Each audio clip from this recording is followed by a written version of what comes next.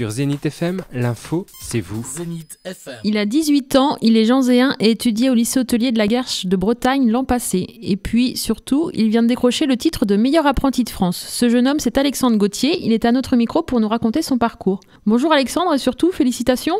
Ça vous est venu comment cette passion pour la cuisine ? Bonjour, alors merci déjà pour les félicitations. Ça a commencé tout jeune parce que mes parents sont charcutiers traiteurs à Janzé, donc forcément j'étais baigné dedans. Et donc forcément au moment de choisir la voie après le collège, je suis parti au lycée hôtelier de la Guerche de Bretagne. J'ai fait un bac pro cuisine en 3 ans et j'ai fini mes 3 années après avec une mention complémentaire en 1 an en cuisinier en dessert de restaurant. Et ce goût pour les desserts de restaurant, donc la pâtisserie on va dire de manière très générique pour tous ceux qui nous écoutent, mais plus perfectionné quand même avec beaucoup de travail derrière. C'était déjà quelque chose qui était depuis plusieurs années en réflexion ? Bah c'est vrai que la pâtisserie c'est quand même assez différent de la cuisine, c'est un autre métier. On peut commencer par la cuisine et se perfectionner entre guillemets en pâtisserie. C'est différent, c'est un autre métier, ça demande plus de précision, enfin c'est complètement différent. Moi j'ai été plus attiré par ça quand j'ai découvert la pâtisserie, plus particulièrement le dessert de restaurant. Donc c'est une pâtisserie hors boutique qui se dresse à la minute en restaurant et donc j'ai continué dans cette voie.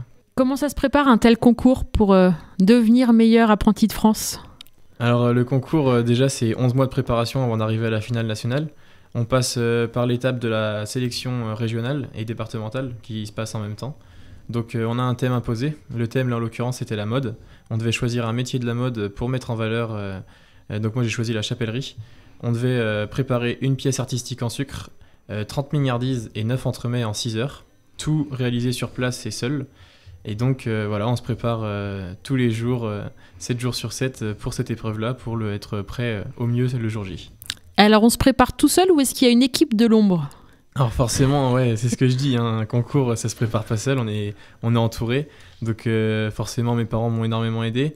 Le lycée hôtelier aussi de la Guerche de Bretagne, particulièrement mon prof Vincent Bouet de pâtisserie, avec son fidèle Didier Stéphane, meilleur ouvrier de France, qui m'a énormément aidé pour la pièce en sucre.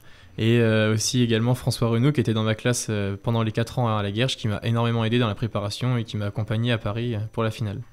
Donc il y a la préparation, c'est-à-dire vous entraînez des heures à réaliser tout le final, mais il y a aussi une préparation sur des choses qui peuvent paraître plus matérielles, mais qui vous aident à monter vos structures et à mettre tout ça en place ?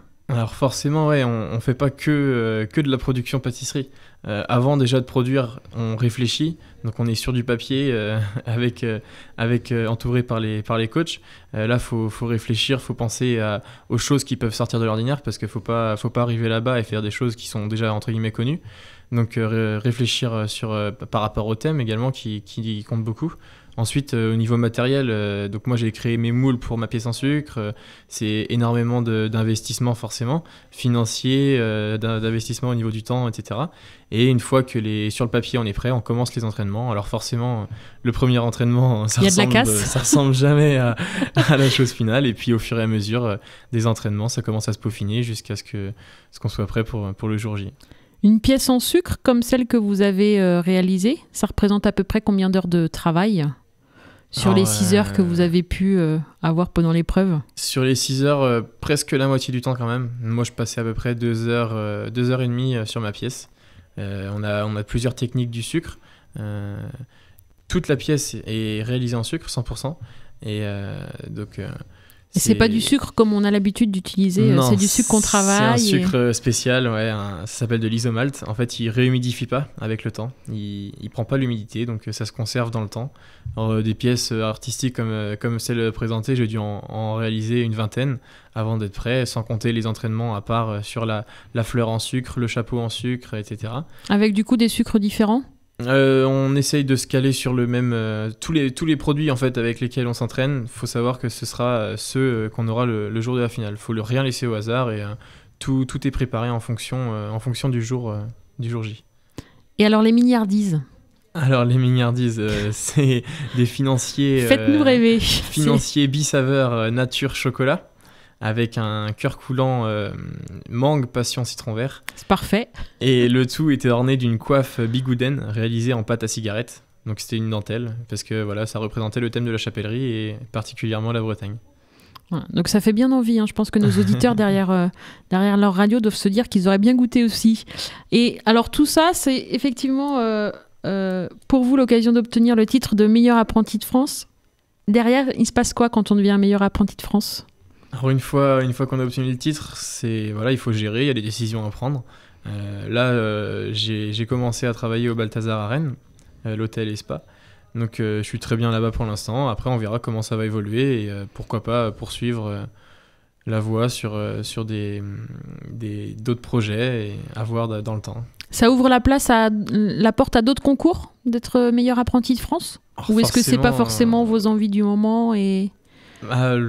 Le but ultime, j'ai envie de dire, bon là c'est dans quelques années. Hein, c'est la veste blanche avec le col voilà, c'est tricolore. Le col bleu blanc rouge, hein, c'est le titre de meilleur ouvrier de France, ça fait rêver. C'est comme m'a dit mon prof, hein, le meilleur apprenti de France, c'est le pied à l'étrier pour le meilleur ouvrier de France. Donc à voir dans les projets futurs et où j'en serai à la période où ça se présentera. Voilà. Donc il y a encore beaucoup de travail sur les années à venir pour réaliser vos rêves et pouvoir concrétiser tout ce qui a déjà été fait. On vous donne rendez-vous pour d'autres concours peut-être et puis pour nous raconter votre expérience sur les prochains mois et nous raconter comment c'est la vie du meilleur apprenti de France une fois qu'on a obtenu le titre. Merci beaucoup Alexandre. Merci à vous. C'était une interview de Christelle Badoud.